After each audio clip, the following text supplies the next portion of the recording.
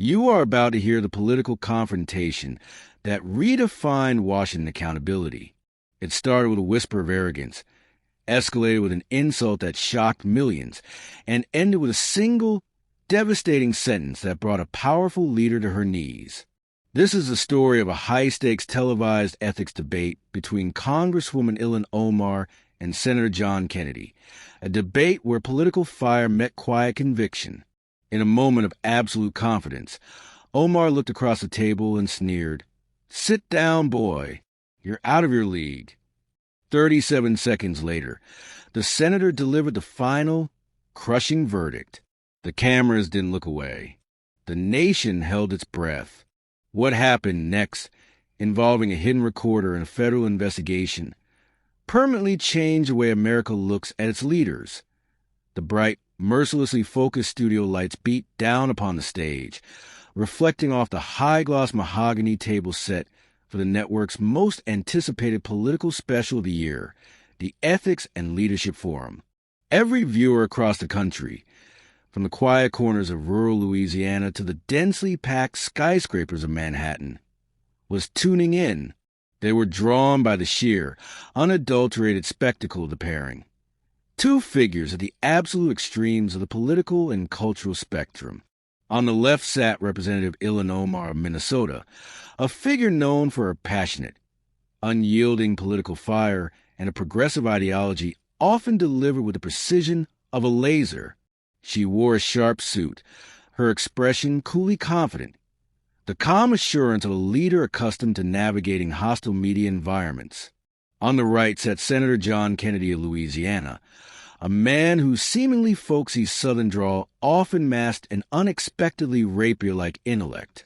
His sleeves were rolled once, his posture relaxed but ready, and beside his elbow not a policy binder, but a small, worn copy of the U.S. Constitution rested on the polished wood. The air in the studio was thick with a palpable tension that was intensely polite, yet electrically charged. For Congresswoman Omar, this environment was familiar, a televised platform, a familiar chessboard where she excelled at blending sharp, ideological conviction with political rhetoric. It was a chance to speak directly to her base and challenge her opposition. For Senator Kennedy, however, the appearance was subtly, fundamentally different. He hadn't come to engage in the predictable, transactional squabble of Capitol Hill politics. His goal was simpler, more elemental. He had come to ask one question that had begun to echo with unsettling clarity in the collective consciousness of Washington for years, a question that cut straight through the noise of campaign slogans and PAC donations. What happens to the foundation of public service when a representative's sacred, sworn duty becomes, instead, a personal business venture?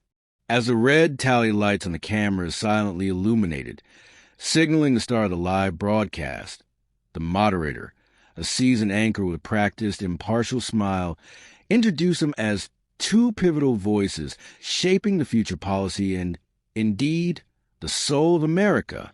The descriptor sounded grand, even flattering, yet Kennedy's face remained a steady, unreadable mask, giving away nothing of the strategy he intended to deploy. Omar, sensing the moment was hers to define, leaned forward, her expression radiating poised authority, and spoke first, her voice articulate and perfectly modulated for broadcast. "I believe, fundamentally, that public service must be about lifting up the marginalized and fighting against every manifestation of systemic oppression." She began smoothly, her cadence confident and compelling. "When you speak truth directly to power, you attract genuine progress and real change. We don't reward the fear of those who want to maintain the status quo. We reward the courage of those who dare to dismantle it."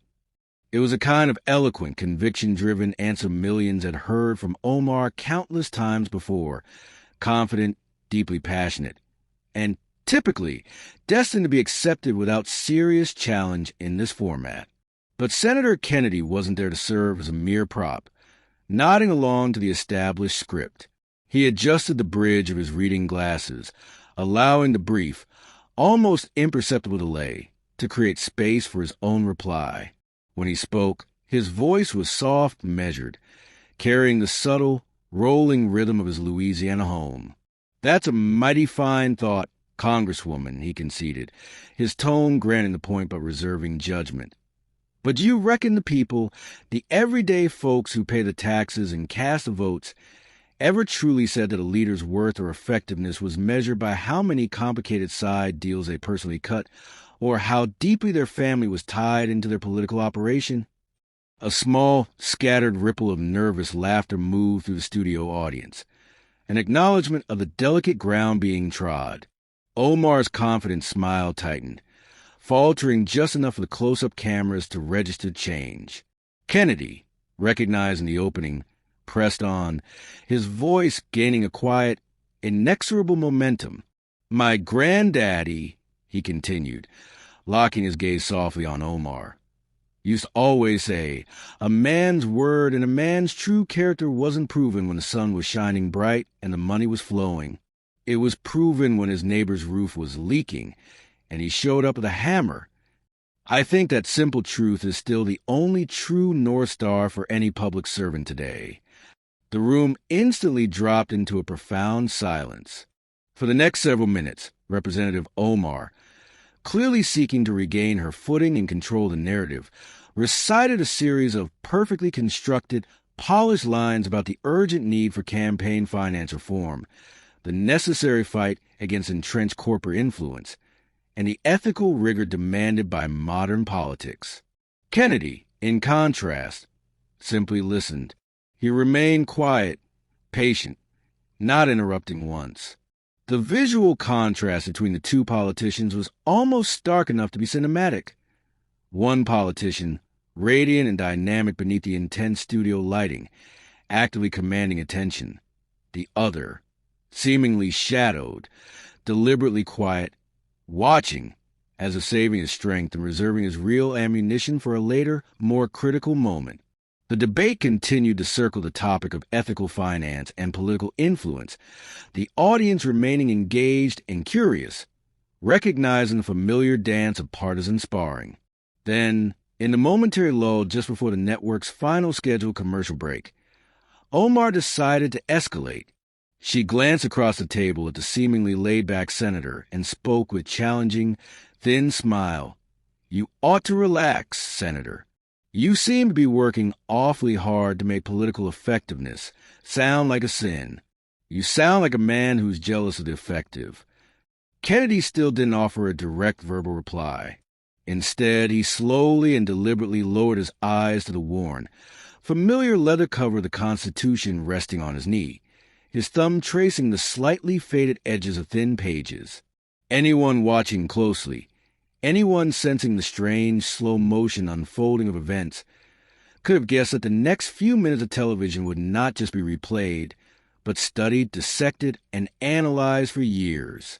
They knew that a single simple sentence, drawn from that old, trusted document, was about to silence one of America's most aggressively outspoken politicians. What he was preparing to say next would ripple through every political fundraising office built on personal profit instead of genuine principle. When the broadcast dramatically returned from the commercial break, the tone in the studio had noticeably shifted. The atmosphere was heavier, the tension intensified. The moderator, acutely aware of the change, tried to smooth the transition with a weak, practiced smile, suggesting, "Let's continue our conversation on the crucial intersection of ethics, success, and service in government." Representative Omar, determined to seize the initiative, picked up immediately where she had left off, her delivery smooth, polished, and outwardly confident. "You know, I genuinely think people sometimes misunderstand my professional focus and the need for successful leadership," she asserted, gesturing with open, convincing palms. "It's not about the pursuit of wealth for its own sake or becoming a power broker, Senator.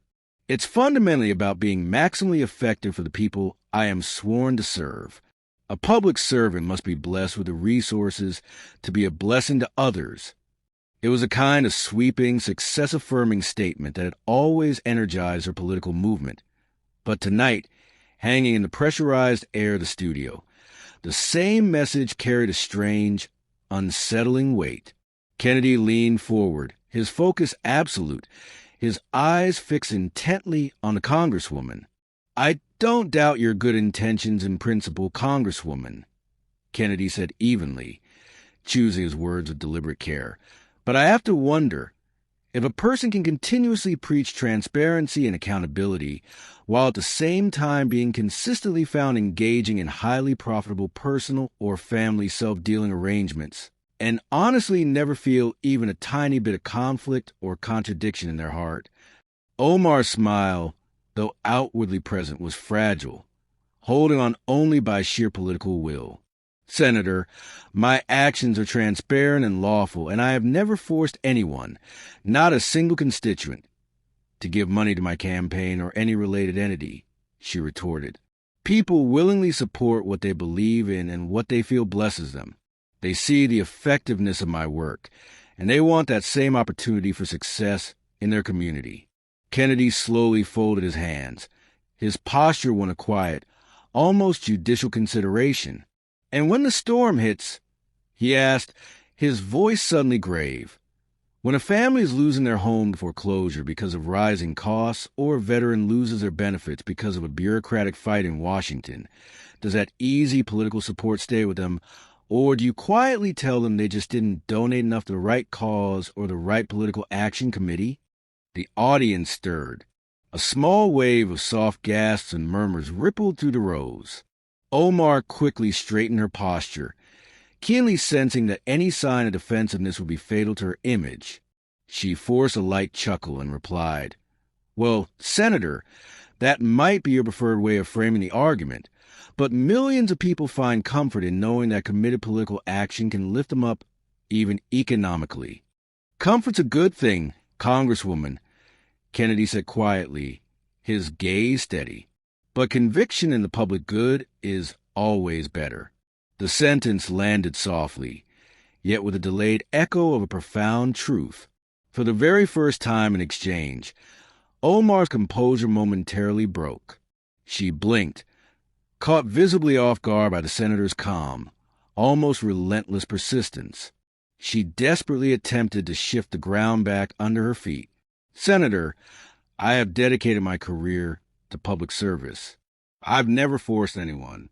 People support what blesses them. They see what God has done in my life, and they want that same joy." Kennedy simply shook his head. "And when the real storm hits," he asked again, his tone deepening, "the kind of storm that reveals a leader's true priorities, does that political joy stay with the people, or does your political operation profit?" The audience dropped into a profound stillness.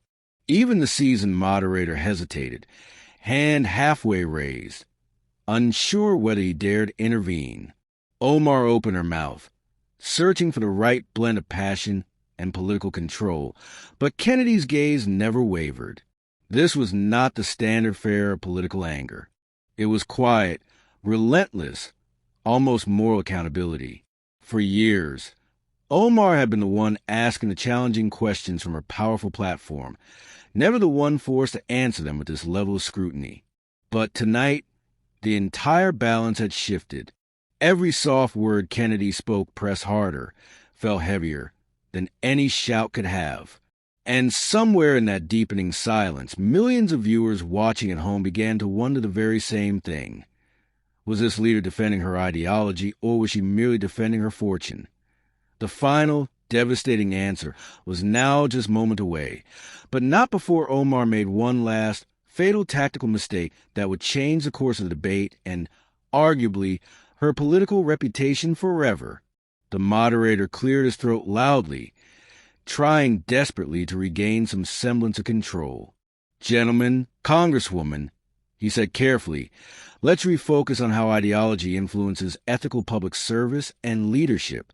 Senator Kennedy, you've often spoken about the need for unimpeachable morality in government. How does that square with what the Congresswoman is teaching about financial success in public life?" Kennedy refused to be rushed. He took a deliberate sip of water from the glass before him, then looked directly at the moderator. "Well," he began, letting his southern drawl stretch the moment, I reckon deep conviction and honest politics ain't so different. In both, a man or a woman's true values only truly show when there's absolutely no one left to impress, no campaign camera, no donor meeting. The difference between the two is simple. One path served the people without question, and the other path too often served themselves first. The audience leaned in again. His words weren't loud or confrontational, just firm, unvarnished truth wrapped carefully in a seemingly innocuous Southern cadence. Omar forced a smile, attempting to trivialize the moment. "Senator, I truly think we're both serving people in our own way," she countered smoothly. "You in the Senate, me in the House. I just choose to do it with a message of empowerment and tangible success. People don't need guilt or manufactured crisis. They need encouragement and leadership." Kennedy nodded. "Encouragement's a fine message. But I do wonder, Congresswoman, if you were speaking in a refugee camp or visiting a low-income housing development after a disaster and a mother told you she lost absolutely everything, would you tell her she just didn't hope hard enough or vote correctly enough?" The question froze the air completely. For the first time that night, Omar's pre-programmed political answers failed her completely. She forced a strained grin. "Now, Senator, that's absurd. That's not what I'd say. I would tell her that God and government can restore what was lost, that faith in our systems and in her community can bring her back stronger." Kennedy leaned forward slightly, his eyes holding hers. "And does it, Congresswoman? Or does it just bring her back to the political rally while the contribution bucket goes around again?" The audience murmured loudly. Even the technical cameras seemed to pull closer, catching every minute flicker of expression. Omar's smile stiffened, becoming a hard, visible effort. "Senator, with all due respect, I think you're misrepresenting the entire ethos of what we do. People contribute out of love for the cause, not obligation. They know their giving blesses others. Our movement's outreach helps millions." Kennedy's tone remained calmly, devastatingly gentle. "I don't doubt you've helped many, Congresswoman. But sometimes a leader can busy themselves doing good on the outside while tragically forgetting what's happening in their own financial house on the inside. I've read the financial disclosure filings, Congresswoman, and I recall it saying something about the need to avoid the very appearance of conflict of interest." Omar chuckled tightly, a harsh, brittle sound. "And yet, Senator, those who criticize my successful ability to manage my life and my work often desperately wish they had the same capacity." Kennedy smiled faintly, a brief flash of genuine expression. "I've seen ambition, Congresswoman. I've just learned not to confuse it with genuine public service." A heavy, dense hush fell over the audience. The moderator desperately shifted in his chair, knowing he should intervene but unable to break the spell.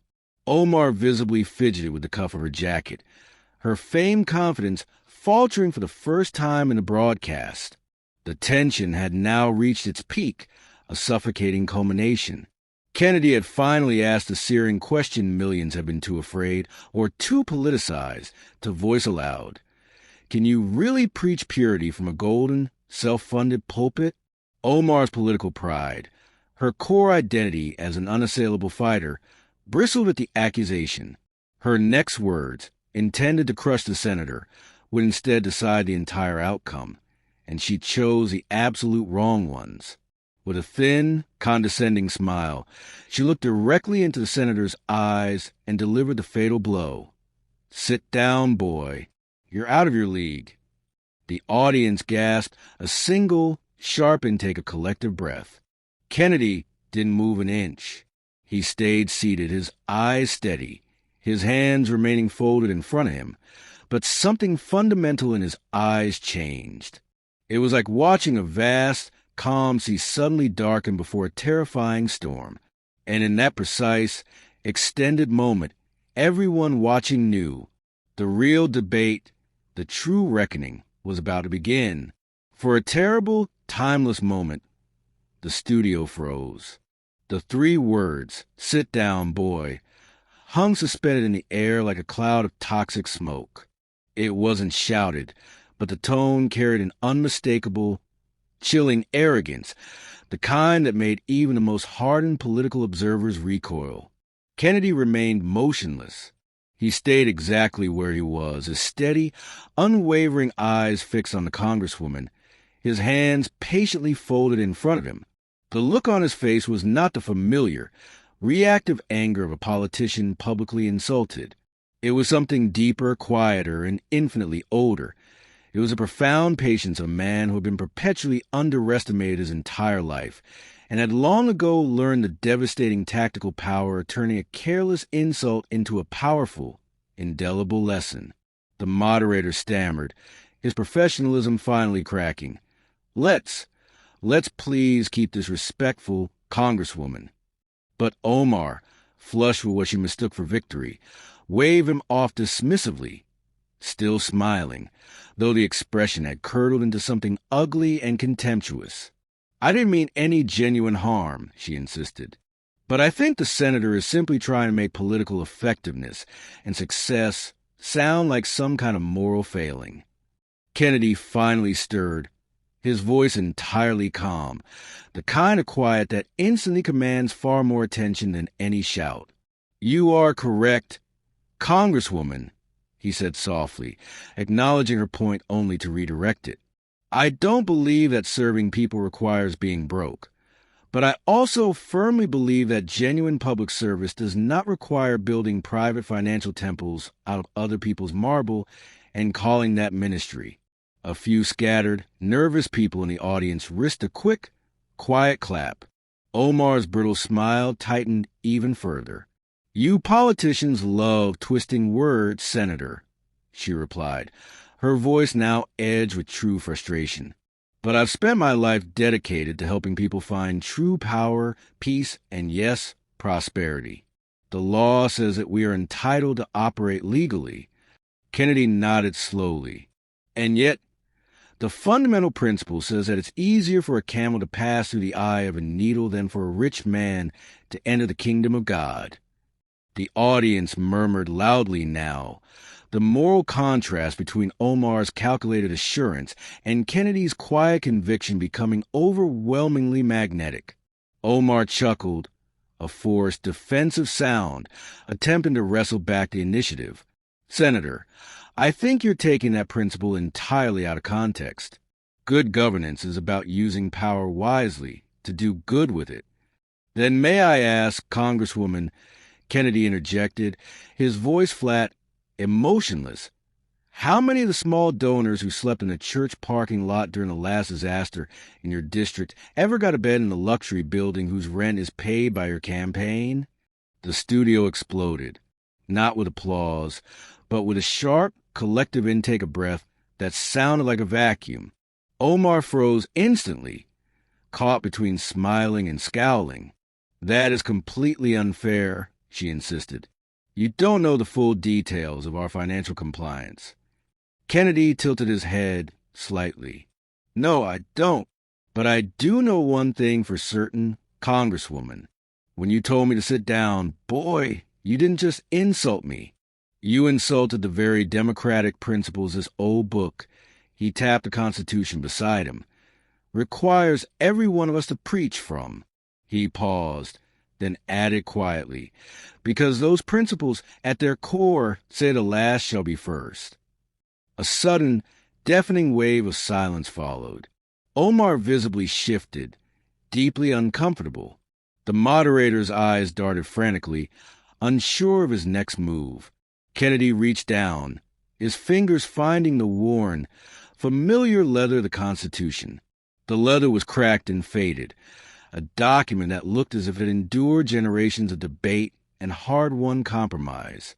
"Congresswoman," he said, his voice barely rising above a whisper, "I'd like to read you something from this. It won't take long." Omar leaned back, crossing her arms tightly across her chest. "Go ahead," she snapped.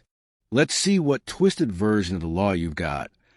Kennedy opened the document and ran his thumb slowly along the page, stopping at a section worn thin by time.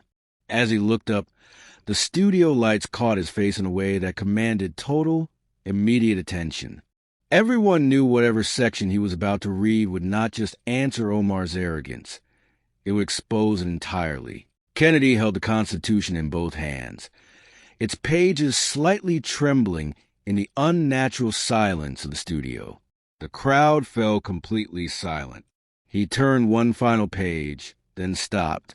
His thumb rested on a section marked long ago in faded red ink. He did not rush. He looked directly at Omar, his expression steady, his voice calm, resonating with a quiet, undeniable authority. "You know," he began, "this Constitution has been carried by my family longer than I've been in office. My father used to read from it every night, and he always said, 'John, never use the foundation of the Republic to lift yourself higher. Use it only to lift the Republic up.'" He let the words hang, then lowered his eyes to the page. Article 1, Section 6, Clause 2. He stated quietly, quoting the incompatibility clause, "No person holding any office under the United States shall be a member of either house during his continuance in office." He paused, then delivered the final, devastating sentence that would instantly become the clip that broke the internet. "You cannot serve both God and money." The words landed like heavy, cold stones on still water. No shouting, no anger, just core truth carried on a southern drawl that suddenly felt older and more relevant than any political platform. Kennedy closed the Constitution halfway and looked across at Omar. That clause and that principle ain't about money itself. It's about what happens when a leader starts believing their personal comfort is proof of their political calling. Omar smiled faintly, but her voice came out thin and reedy now. "Senator, that's a powerful principle, but I think you're misinterpreting its intent. That passage warns against dual office holding, not against a politician being personally successful." Kennedy nodded. "And yet somehow, Congresswoman, that success always seems to start at the PAC donation VIP entrance."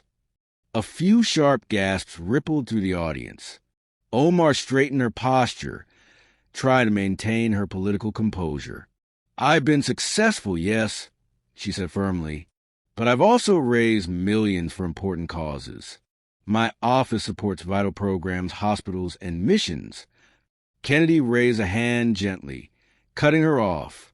"I'm not questioning your donations, Congresswoman.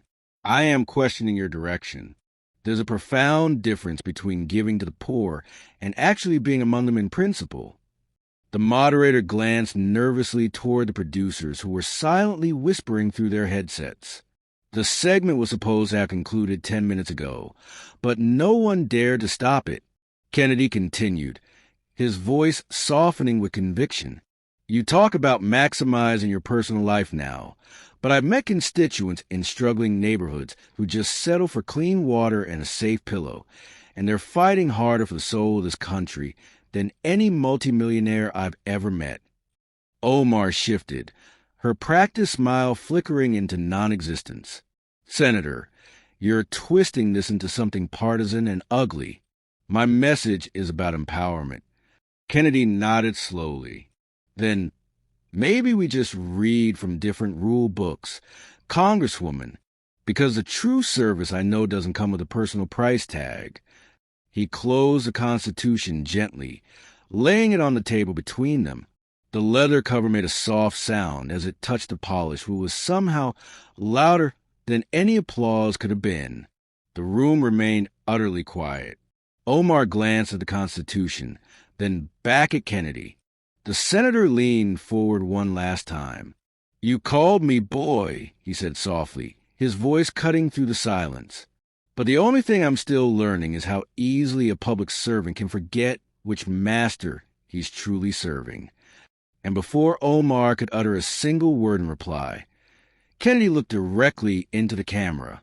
"The good book says you can't serve both God and money." That was the moment the audience realized it wasn't just a political principle. It was a career-defining verdict. The single sentence still echoed in profound silence of the air, a slow, deep thunder. You cannot serve both God and money. The audience had not moved. Even Omar, who had spent decades commanding crowds and dominating debates, looked suddenly small, the studio lights failing to maintain the illusion of her invincibility. Her forced smile remained, but it was brittle now, a political reflex, not genuine confidence. Kennedy leaned back slightly, giving her the space to deliver a final reply. He wasn't pressing. He was simply waiting. Omar finally spoke, her voice strained. "Senator, with all due respect, I think you're unfairly judging a philosophy you simply don't understand. My work teaches people that conviction brings increase, peace, opportunity, abundance. You're attempting to twist that into something shameful." Kennedy tilted his head slightly. "Abundance is a fine word, Congresswoman, but I've always believed that abundance wasn't something you counted on a bank statement. It was something you selflessly shared." The audience stirred slightly, nodding their heads in quiet agreement. Kennedy continued, his voice calm but deliberate. "My daddy was a banker, and he used to say you can tell everything about a man or woman by how they choose to treat the people who can't do a single thing for them. That's what I think of when I read that principle. It ain't about being rich. It's about who you choose to forget once you are." Omar shifted uncomfortably in her chair. "You're taking one principle and constructing an entire baseless accusation out of it," she argued, her tone sharpening with defensiveness. "I've helped millions of people believe that their circumstances do not define them." Kennedy didn't blink. "I believe that, too. But political conviction without genuine humility is just pride dressed up in expensive campaign clothes." The crowd murmured again, this time louder, expressing visible agreement. Omar's hand tightened noticeably on the armrest. "I think this conversation has become entirely personal, Senator," she said, her voice strained with carefully controlled anger. "You're making it sound like I am the central problem when I'm just trying to inspire people toward better government." Kennedy remained entirely unbothered. "I am not your judge, Congresswoman, but I do think that the American people deserve to know whether their inspiration comes from fundamental truth or just really good, expensive lighting." The moderator shifted visibly, desperately uncomfortable, but was far too late to redirect the conversation. The tension had fully transformed into something deeper, heavier, and completely focused. Kennedy looked out toward the quiet, expectant audience. "You ever notice," he said, his voice dropping slightly, "that the greatest leaders of history never built a palace of themselves? They often had no permanent place to lay their head, but they had something infinitely better: credibility. People followed them, not because they promised comfort or personal wealth, but because they promised honesty and truth." That line drew soft, genuine applause from the back rows. Omar glanced frantically around, realizing with a cold certainty that the room's energy and allegiance was no longer hers. She tried one last desperate smile. "Senator, that may preach well in political folklore, but in the real world of Washington, people need tangible encouragement, not moral guilt." Kennedy's voice remained even.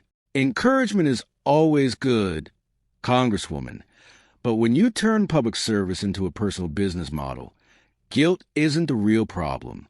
Greed is." Omar opened her mouth to object, but no words came out. Kennedy let the silence linger, then leaned forward once more, his final argument clear.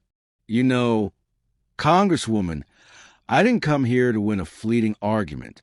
I came here hoping that we, as leaders, would agree on one fundamental thing: that the integrity of our oath is worth far, far more than any fortune." He paused. "But maybe on that point I was wrong." The camera zoomed in tight on Omar's face. Her forced smile was still there, but it looked utterly artificial, like a painting of success that bore no resemblance to the troubled human beneath it. No one yet knew that Kennedy had one more card to play, something far more powerful than words or even constitutional principles. A concrete, damning truth Omar herself had unknowingly left recorded. Kennedy sat back for a moment, absorbing the gravity of his silence. Then, with a movement that was almost too casual, too quiet for the moment, he reached into the inside pocket of his jacket. The motion was slow, deliberate, perfectly measured, like everything else he had done that night. "Congresswoman," he said quietly, his voice ringing with finality, "I didn't come here empty-handed." Omar straightened instantly.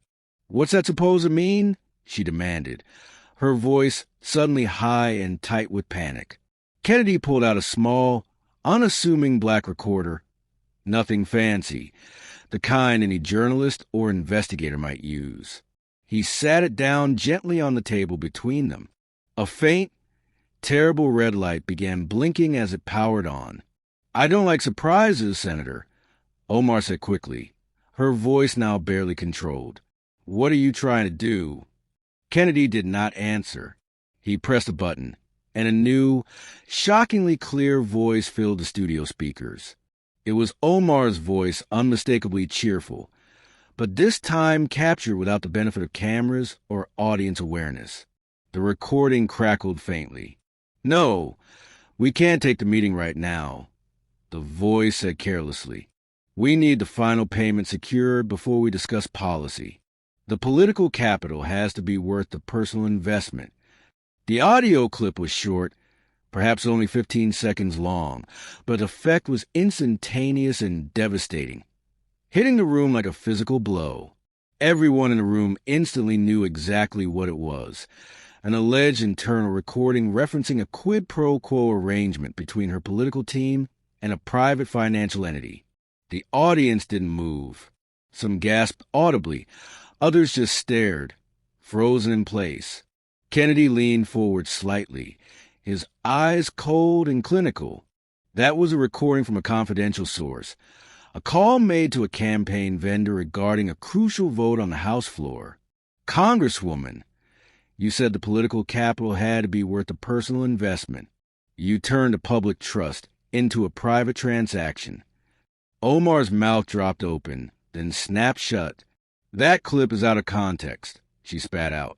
"People twist things online all the time.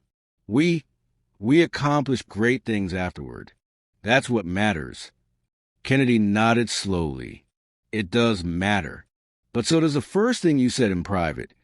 Because that, Congresswoman, is when a leader's heart speaks the loudest, before the cameras are turned on. When you said it had to be worth a personal investment." The audience erupted into soft, spontaneous applause that rapidly grew until it became a roaring sound that filled the entire studio. The stunned moderator looked wildly toward the producers for guidance, but no one dared to intervene. Omar tried desperately to regain some ground. "Senator, this is an unacceptable ambush. This is a low blow. I've dedicated my life to the people." Kennedy did not raise his voice. "I believe you did your best for your own personal interest, Congresswoman. You built your political platform on the promise of fighting power. But when power came knocking on your own financial door, you embraced it."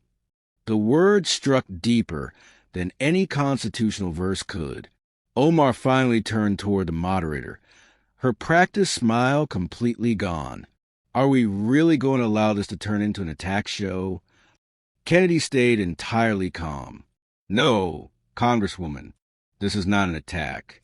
This is accountability, and accountability, last I checked, is the very core of all good governance." He pressed the button again, stopping the tape. The silence that followed was suffocating, too heavy to be filled with any spin or political slogan. Across the country, millions of viewers leaned closer to their screens, witnessing a political leader who had spent decades telling others how to conduct their business, suddenly being reminded how to serve. And as the faint red light on the recorder finally faded into darkness, one undeniable thing became horribly clear to everyone in that studio. Ilhan Omar had just lost the one thing money or political donations could never buy: credibility. The silence after the tape stopped was utterly deafening.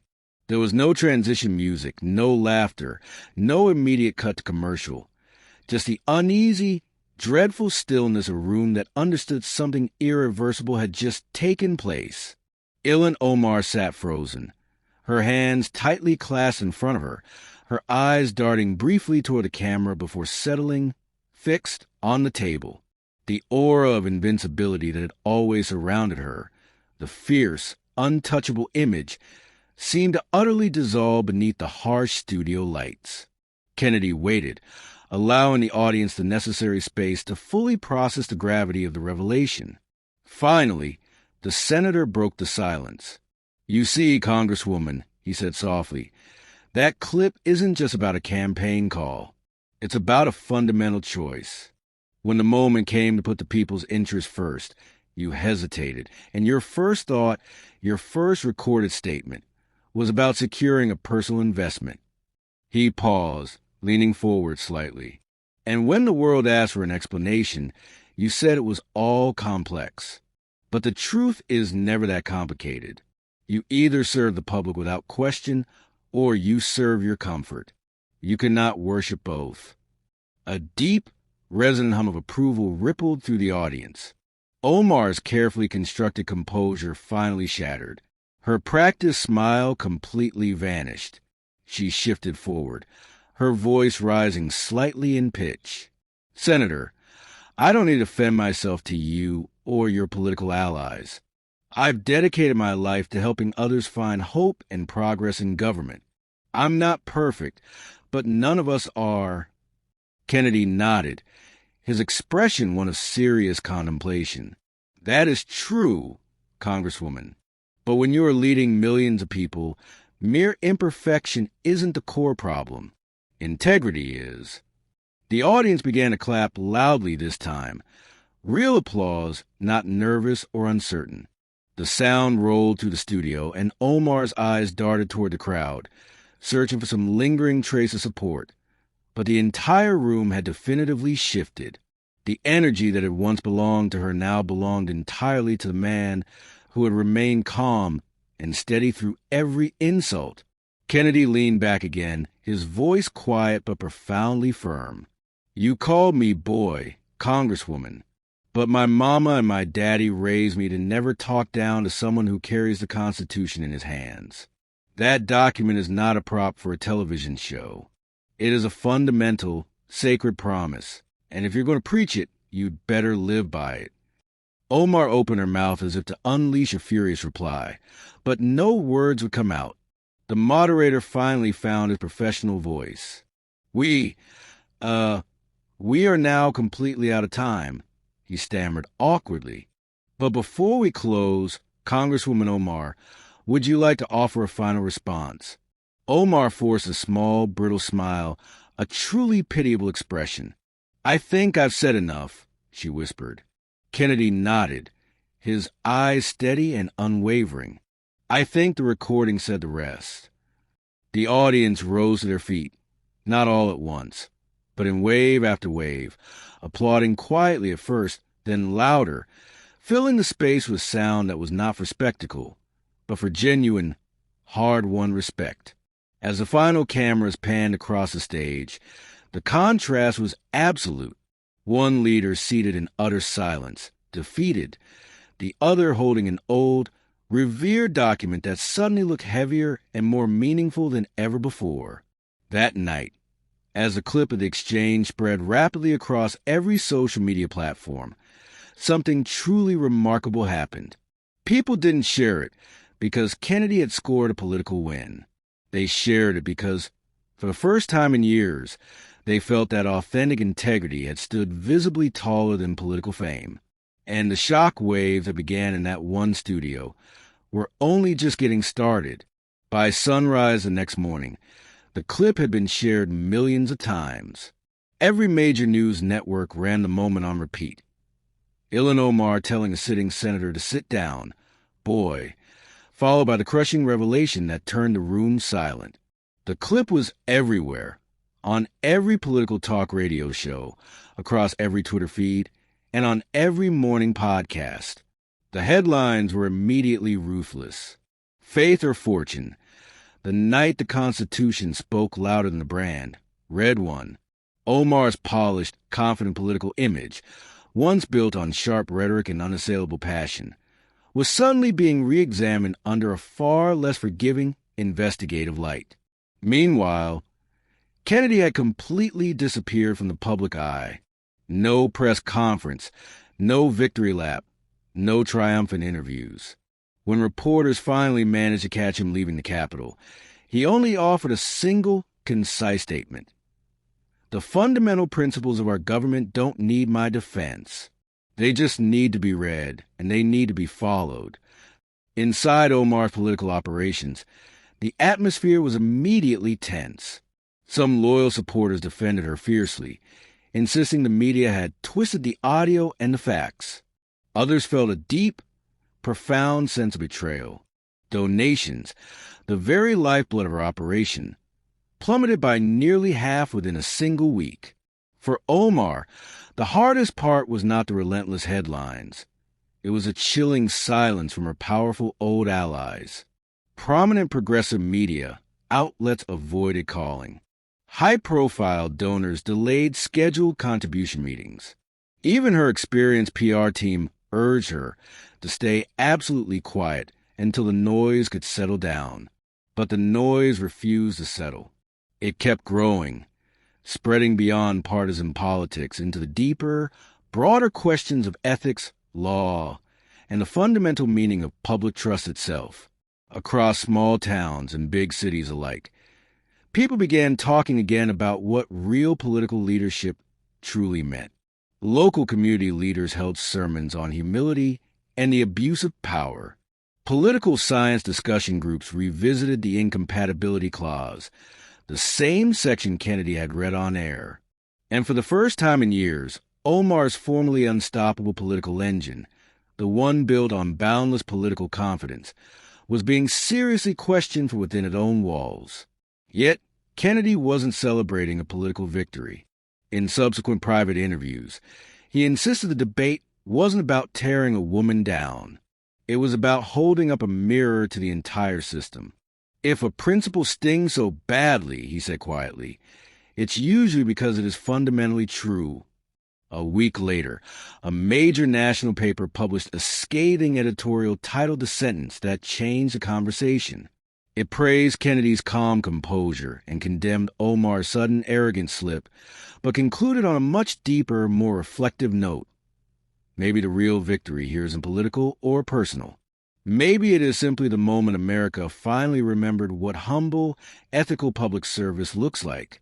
By then, the clip of the debate had been translated and subtitled into over 20 languages, spreading across platforms far beyond the United States.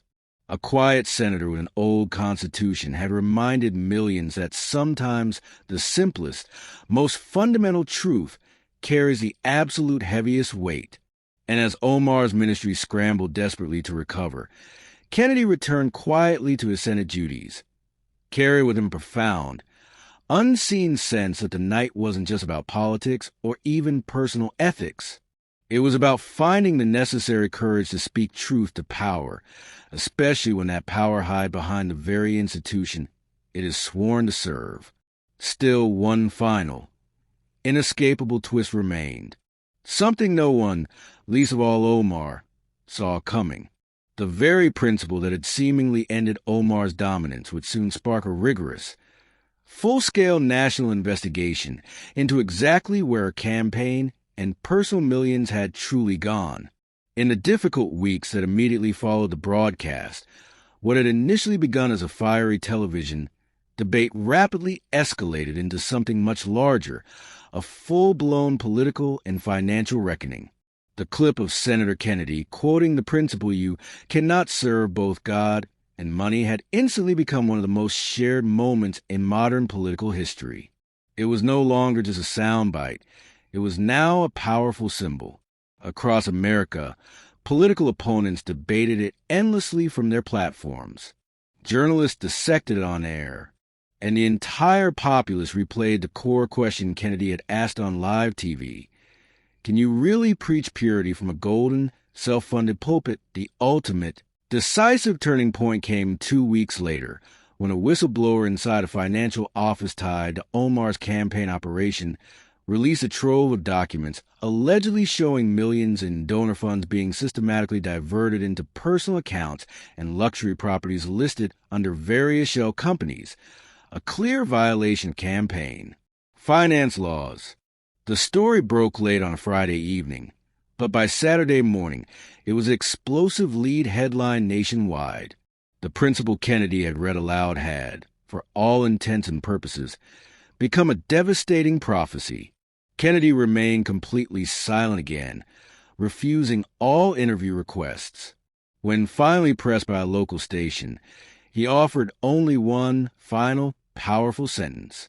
The law doesn't need applause to make its point.